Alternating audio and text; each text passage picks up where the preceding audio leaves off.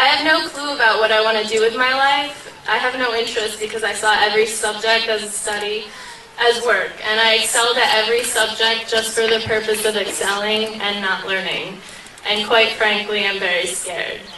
John Taylor Gatto, a retired school teacher and activist critical of compulsory schooling, asserts, "We could encourage the best qualities of youthfulness, curiosity, adventure, resilience, the capacity for surprising insight simply by being more flexible about time, texts, and tests, by introducing kids into truly competent adults, and by giving each student what autonomy he or she needs in order to take a risk every now and then."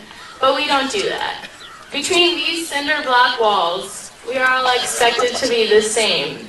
We are trained to ace every standardized test, and those who deviate and see light through a different lens are worthless to the scheme of public education, and therefore viewed with contempt.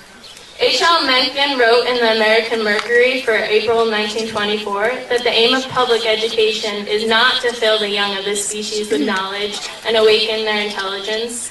Nothing could be further from the truth. The aim is simply to reduce as many individuals as possible to the same safe level, to breed and train a standardized citizenry, to put down dissent and originality. That is the aim in the United States. To illustrate this idea, doesn't it perturb you to learn about the idea of critical thinking? Is there really such a thing as uncritically thinking? To think is to process information in order to form an opinion. But if we are not critical when processing this information, are we really thinking? Or are we mindlessly accepting other opinions as truth? I must retrain myself and constantly remember how insane this ostensibly sane place really is. And now here I am in a world guided by fear, a world suppressing the uniqueness that lies inside each of us. A world where we can either acquiesce to the inhuman nonsense of corporatism and materialism or insist on change. We are not enlivened by an educational system that clandestinely sets us up for jobs that could be automated, for work that need not be done, for enslavement without fervency for meaningful achievement. We have no choices in life when money is our motivational force. Our motivational force ought to be passion, but this is lost from the moment we step into a system that trains us rather than inspires us. We are more than robotic bookshelves, conditioned to blurt out facts we were taught in school. We are all very special. Every human on this planet is very special. So aren't we all deserving of something better? Of using our minds for innovation rather than memorization, for creativity rather than futile activity, for rumination rather than stagnation? We are not here to get a degree, to then get a job so we can consume industry-approved placation after placation. There is more and more still. The saddest part is that the majority of students don't have the opportunity to reflect as I did. The majority of students are put through the same brainwashing techniques in order to create a complacent labor force working in the interests of large corporations and secretive government. And worst of all, they are completely unaware of it. I will never be able to turn back these 18 years. I can't run away to another country with a different education system, perhaps meant to enlighten rather than condition. This part of my life is over, and I want to make sure that no other child will have his or her potential suppressed by powers meant to exploit, his or her potential suppressed by powers meant to exploit and control. Every country on earth at the moment is reforming public education. There are two reasons for it.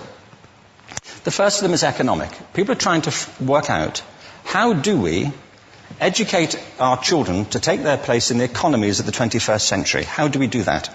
Given that we can't anticipate what the economy will look like at the end of next week, as the recent turmoil is demonstrating. How do we do that? The second, though, is cultural. Every country on earth is trying to figure out, how do we educate our children so they have a sense of cultural identity and so that we can pass on the cultural genes of our communities while being part of the process of globalization. How do we square that circle? The problem is they're trying to meet the future by doing what they did in the past. And on the way, they're alienating millions of kids who don't see any purpose in going to school. When we went to school, we were kept there with a story, which was if you worked hard and did well and got a college degree, you would have a job. Our kids don't believe that. And they're right not to, by the way. You're better having a degree than not, but it's not a guarantee anymore. And particularly not if the route to it marginalizes most of the things that you think are important about yourself. And people say we have to raise standards as if this is a breakthrough. You know, like, really, yes, we should. Why would you lower them? You know, I mean, I haven't come across an argument that persuades me of lowering them. But raising them, of course we should raise them. The problem is that the current system of education was designed and conceived and structured for a different age. It was conceived in the intellectual culture of the Enlightenment and in the economic circumstances of the Industrial Revolution. Before the middle of the 19th century, there were no systems of public education. Not really. I mean, you could get educated by Jesuits, you know, if you had the money. But public education, paid for from taxation, compulsory to everybody and free at the point of delivery, that was a revolutionary idea. And many people objected to it. They said it's not possible for many street kids, working class children, to benefit from public education. They're incapable of learning to read and write, and why are we spending time on this?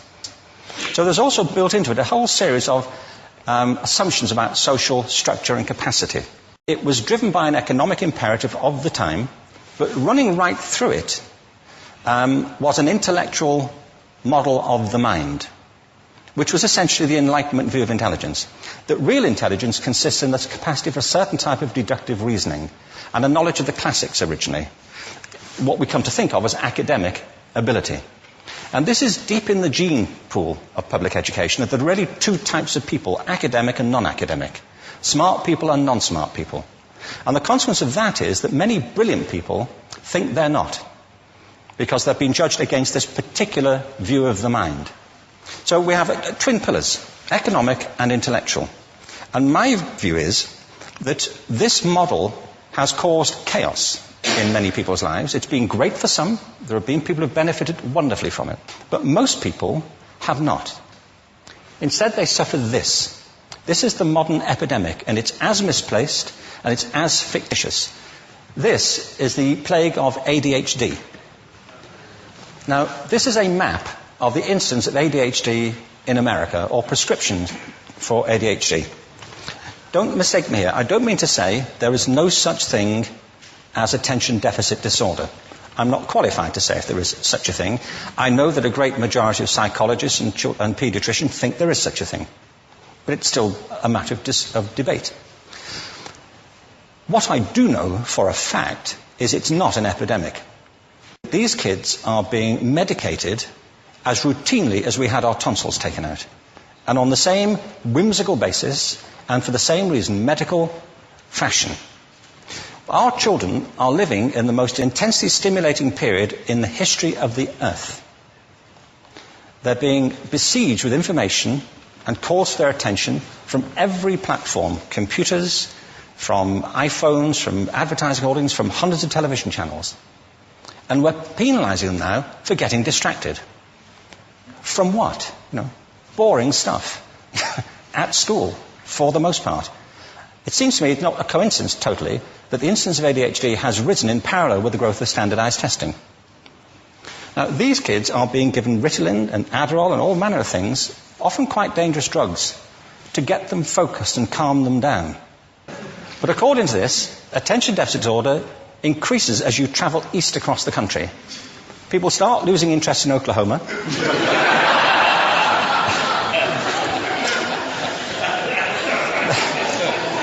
They can hardly think straight in Arkansas. And by the time they get to Washington, they've lost it completely. And there are separate reasons for that, I believe. It's a fictitious epidemic. If you think of it, the arts, and I don't say this exclusively of the arts, I think it's also true of science and of maths, but I say about the arts particularly because they are the victims of this mentality currently, particularly. The arts especially address the idea of aesthetic experience. An aesthetic experience is one in which your senses are operating at their peak, when you're present in the current moment, when you're resonating with the excitement of this thing that you're experiencing, when you are fully alive. An anesthetic is when you shut your senses off. and deaden yourself to what's happening. And a lot of these drugs are that. We're getting our children through education by anesthetizing them. And I think we should be doing the exact opposite. We shouldn't be putting them asleep. We should be waking them up to what they have inside of themselves. But the model we have is this.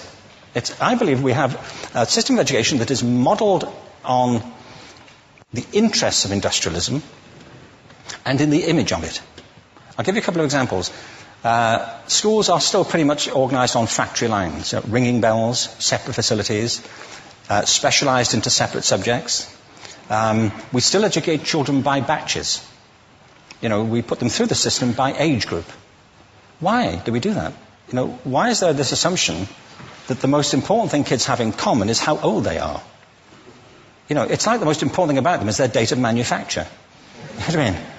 Well, I know kids who are much better than other kids at the same age in different disciplines, or at different times of the day, or better in smaller groups than in large groups, or sometimes they want to be on their own. If you're interested in the model of learning, you don't start from this production line mentality. It's essentially about conformity, and increasingly it's about that as you look at the growth of standardized testing and standardized curricula. And it's about standardization. I believe we've got to go in the exact opposite direction. That's what I mean about changing the paradigm. There was a great study done recently of divergent thinking. It was published a couple of years ago. Divergent thinking isn't the same thing as creativity. I define creativity as the process of having original ideas that have value. Divergent thinking isn't a synonym, but it's an essential capacity for creativity.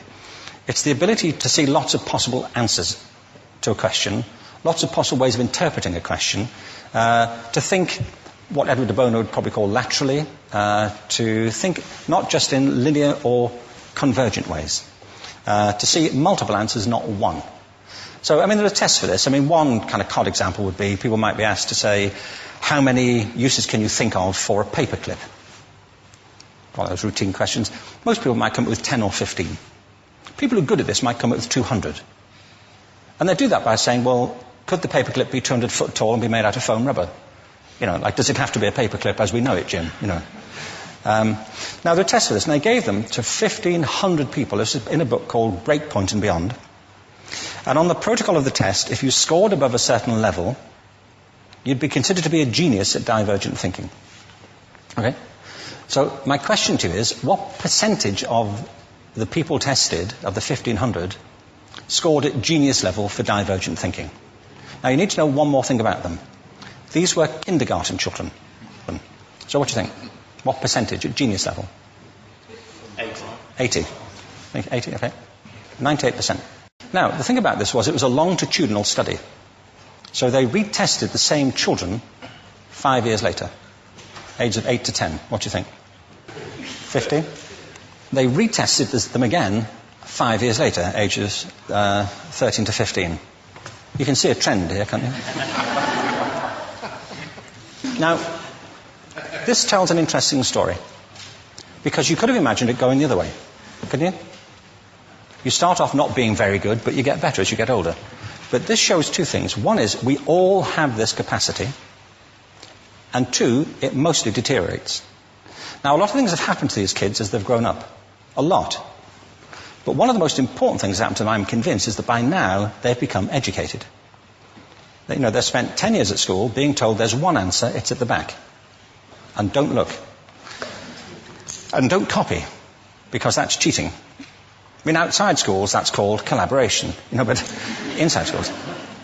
Now, this isn't because teachers want it this way, it's just because it happens that way. It's because it's in the gene pool of education. We have to think differently about human capacity.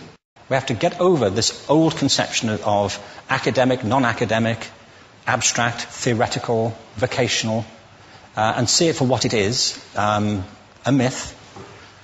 Secondly, we have to recognize that most great learning happens in groups, that collaboration is the stuff of growth. If we atomize people and separate them and judge them separately, we form a kind of disjunction between them and their natural learning environment. And thirdly, it's crucially about the culture of our institutions, the habits of the institution and the habitats that they occupy.